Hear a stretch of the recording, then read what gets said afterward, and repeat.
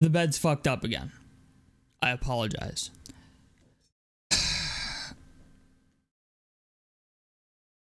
NBA players are a disappointment.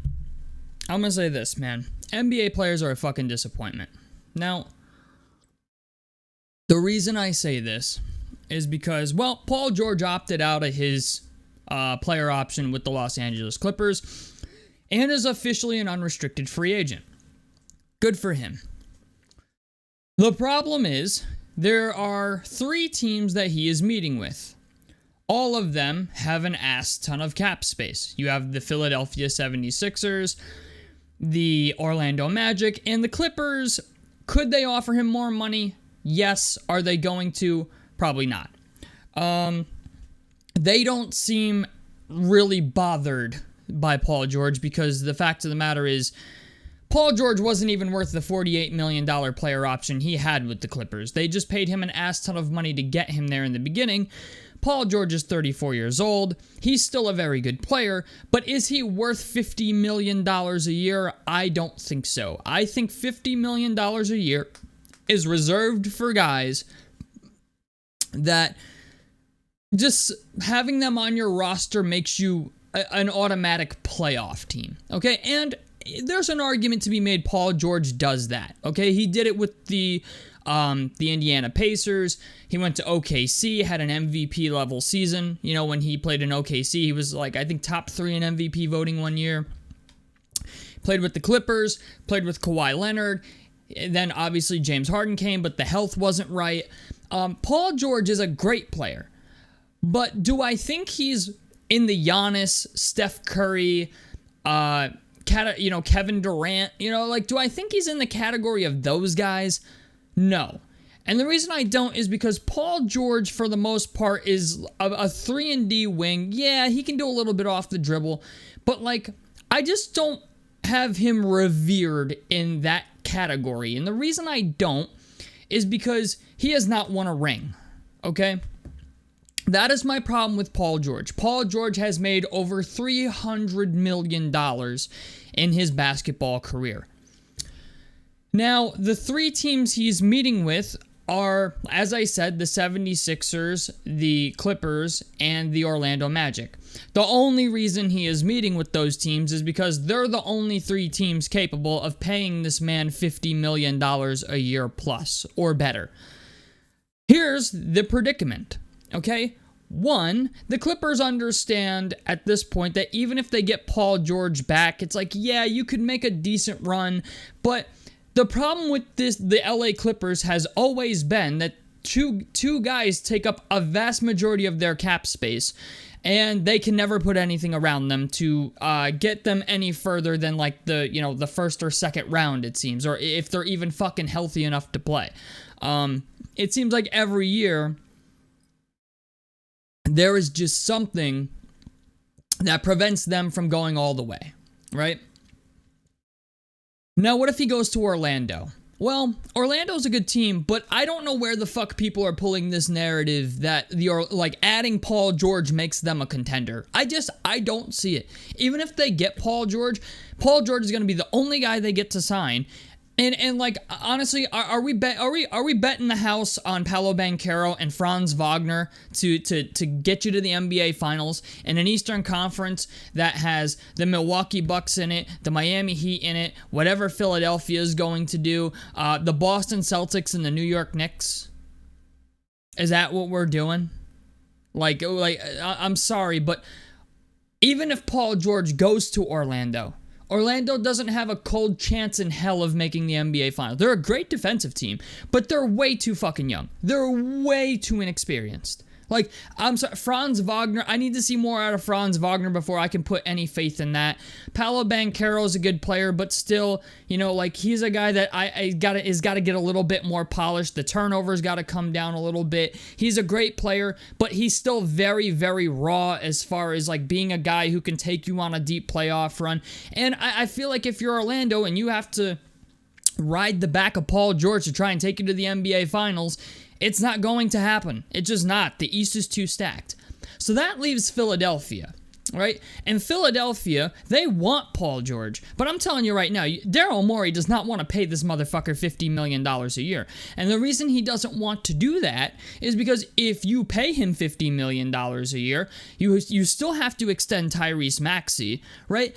And then you put yourself in salary cap space hell, where you basically have to hope and pray that guys like Nicholas Batum and Kentavious Caldwell-Pope and Buddy Hield and guys like that want to come back for like essentially next to fucking nothing, which is not something Daryl Morey wants to do. It's not fair to Joel Embiid. It's not fair to Tyrese Maxey to, bet all your chips on one guy and then not give them anything else around them to, add some depth to the roster. Like it just, at this point, I understand Joel Embiid needs a ring. I understand Tyrese Maxey is a very good player and they're going to re-sign him regardless.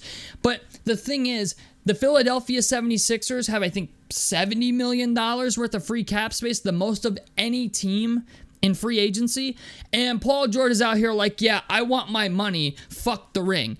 And here's the thing, man, right? It would be one thing if Paul George didn't already make hundreds of millions of dollars in the NBA. Every fucking NBA player has this mentality that they need to get the most money that they possibly can.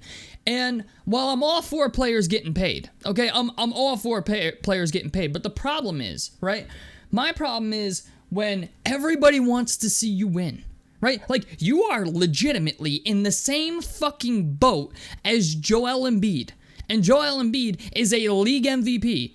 Right now, he is a league MVP player. You're trying to tell me, right? You're trying to tell me it would be a bad situation for you to, take a bit of a pay cut, go play with Joel Embiid for, anywhere from $30 to $35 million a year, play with a league MVP, play with a great young and upcoming point guard, be the third piece on that, and then get yourself a Nicholas Batum, maybe a Kentavious Caldwell-Pope, maybe even an Isaiah Hartenstein, right? You're trying to tell me you don't want that? You're trying to tell me you wouldn't want to make $30 million a year and win a ring? Like, what? Like, I think to myself, man, like, this is why I hate NBA players. This is exactly why I hate NBA players, because I don't even care where Paul George goes, to be honest with you. I just know he's good enough to win a ring, and if he doesn't go to a place where he can win a ring, he's going to go down in history as one of, like, the Charles Barkleys of the world, of, like, one of the greatest players ever to never win a fucking ring.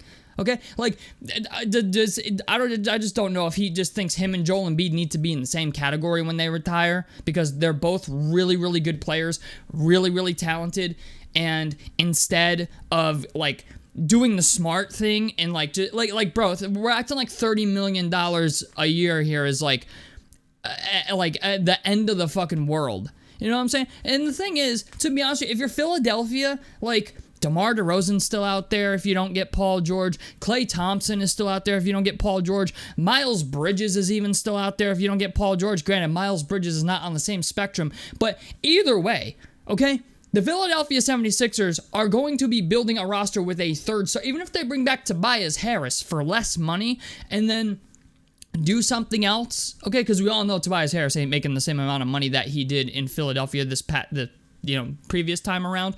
But, like, even the 76ers are not desperate enough to pay Paul George $50 million annually. Like, he's a great player, one of the best two-way players in the game, but, like, there's an argument to be made that he's not worth $50 million a year. I don't think he is. I love Paul George. Like, Paul George is one of my favorite players, but it's just the idea. This is a guy who has a history of just getting his ass handed to him in the playoffs all the time, whether it's by fucking Damian Lillard or, LeBron James or somebody. Like, this is a guy that I'm like, bro, if he would just go to the right situation, right? Just like, okay, so your career earnings are, what, $400 million instead of $500 million? I mean, you got a successful podcast. Like, we're acting like Paul George isn't set for life, and I get it. I get it. Everyone's going to come out and make the money argument. I understand that. But, like, bro, if Tom Brady could take fucking less money, okay, if everybody on the Santa, if Tim Duncan could take less money, okay, Paul George could take less money. Okay, that's all I'm saying. Like, I get that that's an unpopular thing, and everybody's like, oh, well, you got those people who are like, oh, you're counting his pockets. Well, it's just the idea, man. Do you want to fucking win or you don't? Because I'm going to be honest, man. If I'm Joel Embiid and I'm trying to win and Paul George is like, is more worried about money than winning, then I don't want him as a teammate. You know what I'm saying? Like, I don't need another Carmelo Anthony. Sorry, I don't. You know what I'm saying? Like, it just kills me that it's not even really like, I don't know. It kills me that the NBA's had guys like Carmelo Anthony in it and Charles Barkley and guys like Joel Embiid, you know, guys that are actually like good and just can't ever get to a good situation where they have the ability to win. And then once that opportunity presents itself, suddenly they become like, they get blinders on, and suddenly it's like, you know, suddenly you have to make more money than you did previously in order to be happy. You know what I'm saying? Like, I'm gonna be honest, man. Every time in most people, okay, actually I can't say every time, but whenever I've left a job to go to another job, usually it's for a pay raise. However, my previous job, which was in government, by the way, okay, I left that job and actually took a worse job to leave that job because I was unhappy there. I was like, you know what? I can take maybe $1 or $2 an hour less. And now I understand we're comparing like $20 an hour to millions of dollars. I acknowledge that. That's not the purpose of this. But understand what I'm saying is sometimes in life it makes sense to take less money if it means you're going to be fulfilled in the end. Now, I understand some people don't give a fuck about that. I completely do. But what I'm saying is, like, if I could do it, Paul George can fucking do it. You know what I'm saying? Like, unless he's got so much debt that he absolutely needs the $50 million annually. But we're literally talking about the difference of like, what, $100 million? I mean, let's see, 120, 200. Okay, so we're talking about a difference of $80 million. And yes, that's a significant amount of money, but like, I just think to myself, man, like if like Paul George could go to OKC, he could go to the Philadelphia 76ers. Like, there's a couple teams with, granted, not a whole lot of cap space, but you mean to tell me you're not even going to meet with OKC? You know what I'm saying? Like, you're trying to tell me you're not even going to meet with that young team? Like, they're a good team. They're one piece away. They're legit one Paul George away. Like, there's, like, the Indiana Pacers are. They're another team that's one Paul George away, but they don't have a fucking, I don't know, a snowball's chance in hell of signing Paul George with free agency money. But I'm just saying, bro, like, you have OKC and you have Philadelphia. Those are the two best places you can go. Pick your poison, the West or the East, and then go there. Because those are two teams that are absolutely loaded, and or could, at least Philadelphia could be loaded. You know what I'm saying? They still got a lot of room, like moves to make out after that. If they don't, honestly, if Philadelphia doesn't get Paul George, they're probably going to get DeMar DeRozan. Like, I'm just telling you, off rip. Okay, if they don't get Paul George, they're going to go after DeRozan, and DeRozan will probably sign with them. Same thing with OKC. Okay, we don't land Paul George. Hey, DeMar, what's good? You know what I'm saying? Like, I just, for me, I just think to myself, like, does the money matter that much? You know what I'm saying? That's my thing. It's like, does the money really matter that much? And I don't know his financial situation. I don't. I know he loves to fish. You know what I'm saying?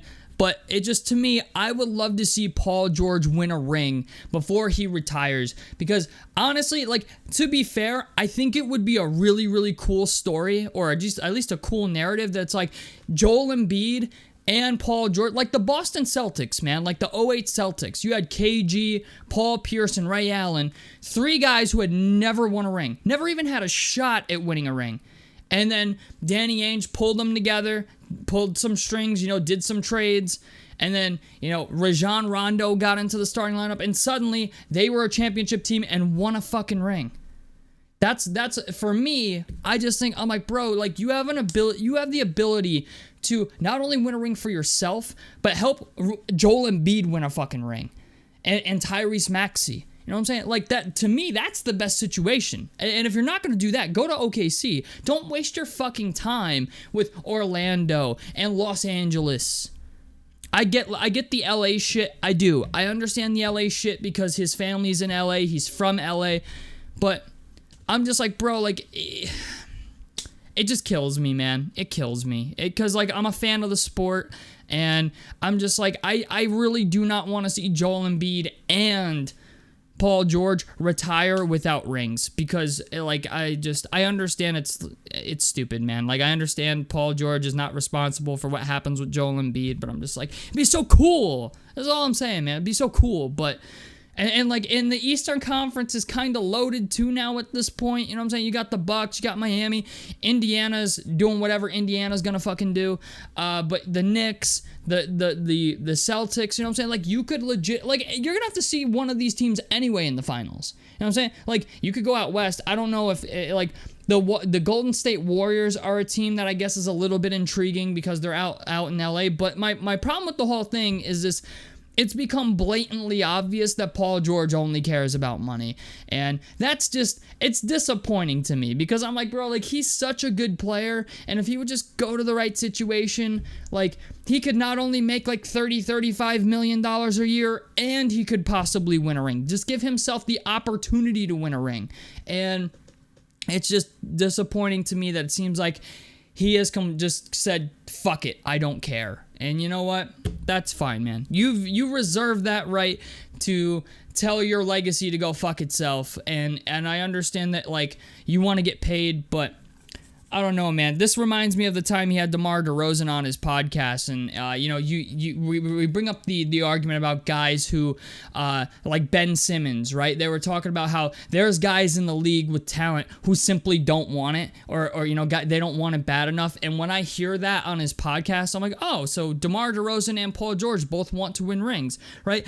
But then you see this shit in free agency, and it's like, oh well, you know, the money matters more than trying to win, bro. You know, like. That's why I just think it's kind of hypocritical. That's the only thing, is because I remember that podcast. DeMar DeRozan and Paul George on Podcast P or whatever were both saying, like, you got guys in the league like Ben Simmons who, you know, are great players but don't put in the work or try to win or do any of the shit. And then as soon as free agency comes, it's like that shit goes all out the window for, you know, a couple extra zeros on your fucking paycheck. You know what I'm saying? So I don't know. I at this point I sound like a Karen, and that's fine. But I'm irritated because I think he could, like, literally change the direction of a fucking franchise for the next couple of years, and like maybe not even just win one ring, maybe win 2 rings, maybe 3 rings if you go to the right location. But who am I? I'm just a guy recording fucking YouTube videos from his fucking room. You know what I'm saying? I don't know. Tell me what you guys think about this down below in the comment section below. I like how it helps me out. Subscribe if you guys want to see more on the Fast Break Report. And I'm out of this motherfucker. Peace, guys.